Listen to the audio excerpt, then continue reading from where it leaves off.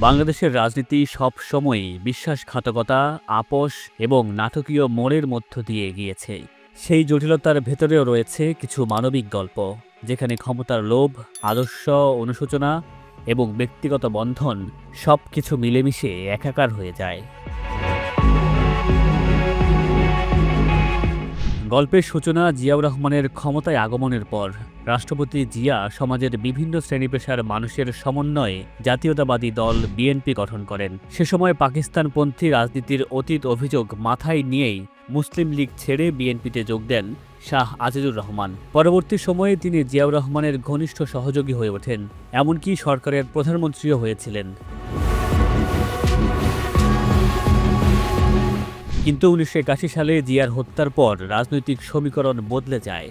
বেগম খালেদা জিয়ার নেতৃত্বে বিএনপি নতুন করে সংগঠিত হতে শুরু করলে শাহ আজিজও তার প্রতি আনুগত্যের প্রকাশ করেন। শোনা যায় তিনি বেগম জিয়ার প্রতি এমনভাবে অনুরাগী হয়েছিলেন, একসময় তার জন্য সোনার মুকুট পর্যন্ত তৈরি করেছিলেন। তবে সেই মুকুট পরানোর সুযোগ আর কোনোদিন আসেনি।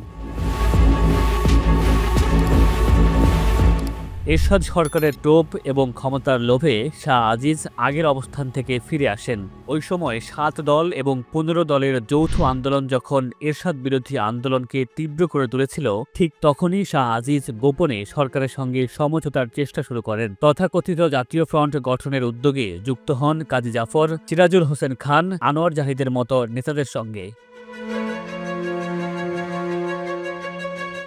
বেগম জিয়াকে কারাগারে নেয়ার পর এই ভাঙন আরও তীব্র হয়। আন্দোলন থামিয়ে রাজনৈতিক পরিস্থিতি নিয়ন্ত্রণে আনতে এরশাদ নির্বাচন স্থগিত করেন এবং বিরোধী তৎপরতা নিষিদ্ধ করেন। এতে শাহ আজিজের জন্য সুযোগ আরও প্রশস্ত হয়। বিএনপিকে দুর্বল করতে তিনি দলের ভেতরেই বিকল্প নেতৃত্ব গঠনের চেষ্টা করেন। বিষয়টি জানাজানি হলে বেগম জিয়া কঠোর সিদ্ধান্ত নেন। দলের শৃঙ্খলা ভঙ্গের অভিযোগে শাহ আজিজ, মওদুদ আহমেদ সহ কয়েকজন নেতাকে শোকজ করা হয়। পরে বহিষ্কার করা হয় তাদের। অন্যদিকে তারাও বিএনপির নতুন দল ঘোষণা করেন এবং সরকারের মন্ত্রী হওয়ার দর কষাকষি শুরু করেন। একে একে মওদুদ, জাফর ইমাম, মাইদুল ইসলাম সহ অনেকেই এরশাদ সরকারের মন্ত্রিত্ব গ্রহণ করেন।